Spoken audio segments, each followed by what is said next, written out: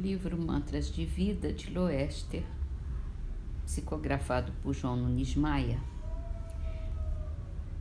Quando os outros me apontam um erro, dou graças a Deus pelo aviso.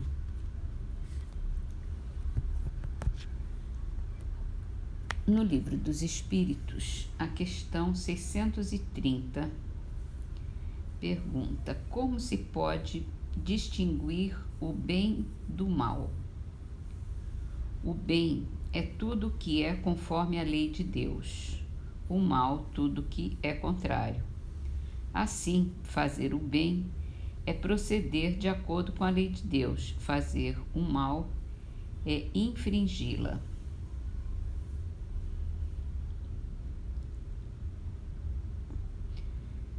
No livro Céu e o Inferno, nós estamos lendo as comunicações dos espíritos felizes e a comunicação de hoje é da Condessa Paula.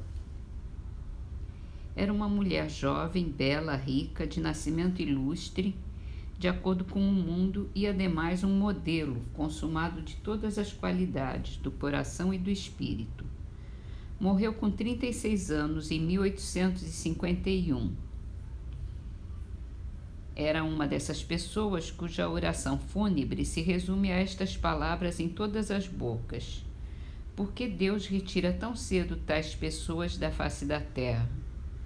Bem-aventurados aqueles que fazem assim bendizer sua memória. Ela era boa, doce e indulgente para todo mundo, sempre pronta a desculpar ou atenuar o mal em vez de envenená-lo. Nunca a maledicência lhe sujou os lábios. Sem soberba nem orgulho, tratava seus inferiores com uma benevolência que não tinha nada da baixa familiaridade e sem afetar para com eles ares de altivez ou uma proteção humilhante. Compreendendo que as pessoas que vivem de seu trabalho não vivem de rendas e que precisam do dinheiro que lhes é devido, seja para seu estado, seja para viver, nunca fez esperar um salário. O pensamento de que alguém pudesse sofrer por falta de pagamento de sua parte teria sido um remorso de consciência para ela. Não era dessas pessoas que sempre acham dinheiro para satisfazer suas fantasias e nunca têm para pagar o que devem. Não compreendia que pudesse ser de bom gosto para um rico ter dívidas e ter-se-ia sentido humilhada se pudesse dizer que seus fornecedores eram obrigados a lhe fazer empréstimos. Assim, por ocasião de sua morte, só houve lamentos e nenhuma reclamação. Sua benevolência era inesgotável, mas não era essa benevolência oficial que se exibe aos olhos de todos. Era a caridade do coração e não da ostentação. Só Deus sabe as lágrimas que secou e os desesperos que acalmou, pois essas boas ações tinham por testemunhas apenas Ele e os desgraçados que ela assistia. Sobretudo, ela sabia descobrir esses infortúnios ocultos que são os mais pungentes e que socorria com a delicadeza que eleva o moral em vez de abatê-lo. Sua posição e as altas funções do marido a obrigavam a um governo da casa ao qual não podia se esquivar, mas, satisfazendo as exigências de sua posição sem mesquinhez, mantinha uma ordem que, evitando os desperdícios ruinosos e as despesas supérfluas, lhe permitia realizá-lo com a metade do que teria custado a outros sem fazer melhor. Ela podia, dessa forma, tirar de sua fortuna uma parte maior para os necessitados. Retirara dela um capital importante cuja renda era exclusivamente reservada a essa destinação sagrada para ela, e considerava-a como tendo isso a menos para gastar com sua casa. Encontrava assim um meio de conciliar seus deveres para com a sociedade e para com a desgraça. evocada 12 anos após a morte por um de seus parentes iniciado no espiritismo, ela deu a comunicação seguinte em resposta a diversas perguntas que lhe eram dirigidas. Tem razão, amigo, de pensar que sou feliz. Com efeito, eu sou feliz, além de tudo que se pode exprimir, e, no entanto, ainda estou longe do último degrau. Eu estava, porém, entre os bem-aventurados da terra, pois não me recordo de ter sentido desgosto real. Juventude, saúde, fortuna, homenagens, tinha tudo o que constitui a felicidade na terra, mas o que é essa felicidade perto desta que se experimenta aqui? O que são as suas mais esplêndidas festas, onde se exibem os mais ricos enfeites, perto dessas assembleias de espíritos resplandecendo de um brilho que sua vista não poderia suportar e que é o apanágio da pureza? O que são seus palácios e seus salões dourados perto dessas moradas aéreas dos vastos campos do espaço, matizados de cores que fariam empalidecer o arco-íris? O que são seus passeios vagarosos em seus parques, perto das corridas através da imensidão, mais rápidas do que o raio? O que são seus horizontes limitados e nebulosos, perto do espetáculo grandioso dos mundos, movendo-se no universo sem limites, sob a poderosa mão do Altíssimo? Como seus concertos mais melodiosos são tristes e agudos, perto dessa suave harmonia que faz vibrar os fluidos do éter e todas as fibras da alma.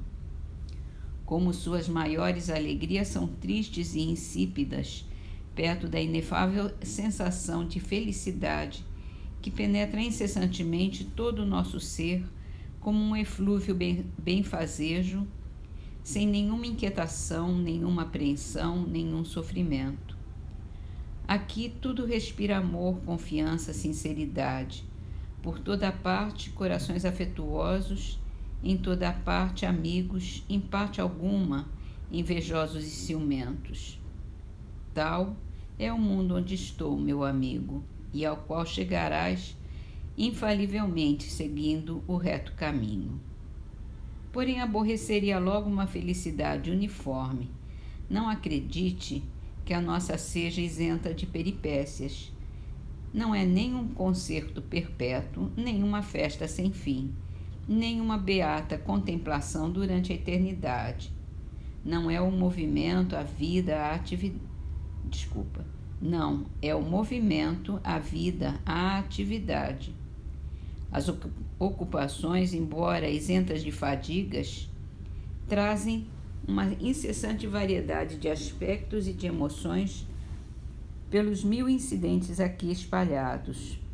Todos têm a sua missão a cumprir, seus protegidos a assistir, amigos da terra para visitar, mecanismos da natureza a dirigir, almas sofredoras a consolar. Vão, vêm, não de uma rua a outra, mas de um mundo ao outro. Juntam-se, separam-se, para se reunirem em seguida. Convergem num ponto, comunicam o que fizeram, congratulam-se pelos sucessos obtidos, põem-se de acordo, assistem-se reciprocamente nos casos difíceis, enfim, asseguro-lhes que ninguém tem tempo de se entediar por um segundo. Nesse momento, a Terra é nosso grande tema de preocupação. Quanto movimento entre os espíritos, que numerosas cortes aí afluem para concorrer para a sua transformação.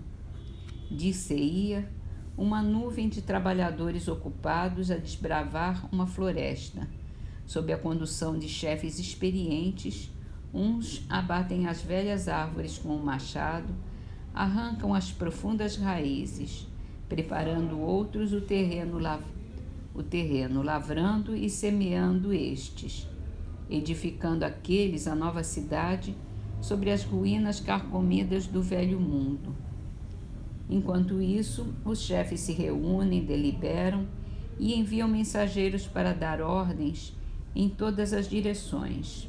A terra deve ser regenerada num dado tempo.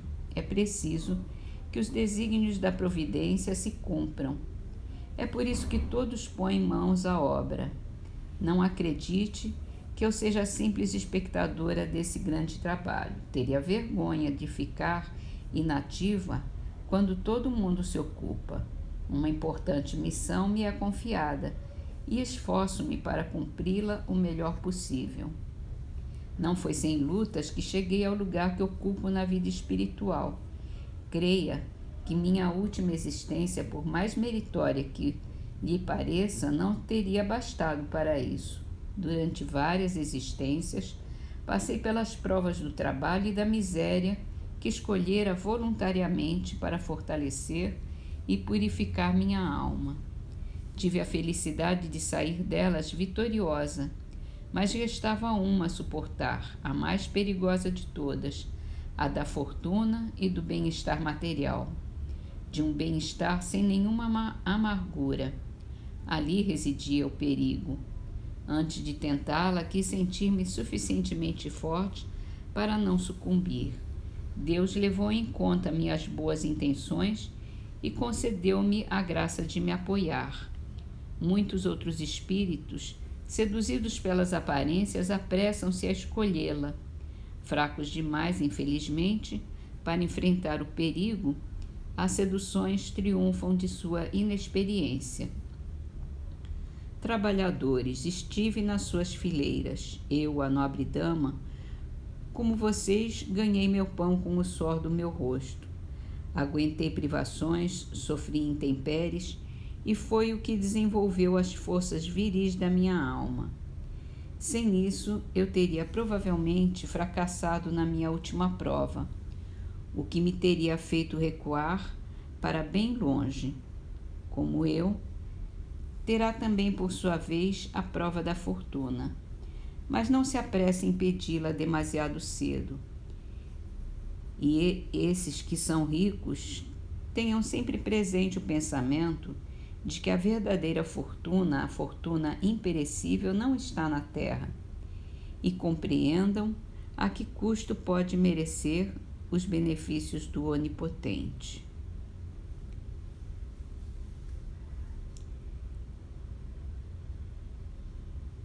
Em Antologia dos Imortais, essa poesia tem tudo a ver com essa mensagem.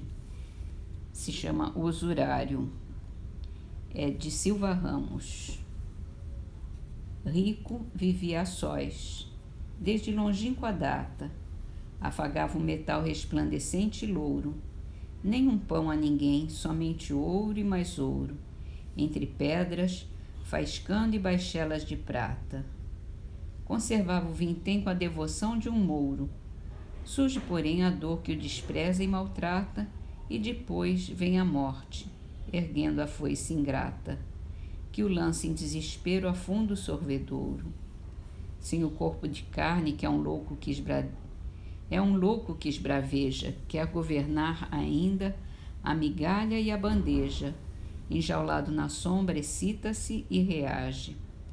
E conquanto pranteie e se lamente, embora, o infeliz arpagão possui somente agora uma cama de terra e um cobertor de laje.